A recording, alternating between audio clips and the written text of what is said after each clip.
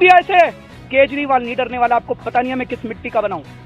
केजरीवाल नहीं डरने वाला, आखिरी सांस तक मैं मर मिटूंगा, देश के लिए लड़ता रहूंगा। लेकिन और मैं मोदी जी के इन सीबीआई और टुटपंजियों से और इन गीदड़ भभकियों से नहीं डरने वाला। मैं ये उनको साफ साफ कह देता। શું દિલ્હીમાં રાષ્ટ્રપતિ શાસન લાગુ થશે? જો મુખ્યમંત્રી કેજરીવાલ રાજીનામું નહીં આપે તો હજી સુધી જેલમાં રહીને કોઈએ સરકાર ચલાવી નથી।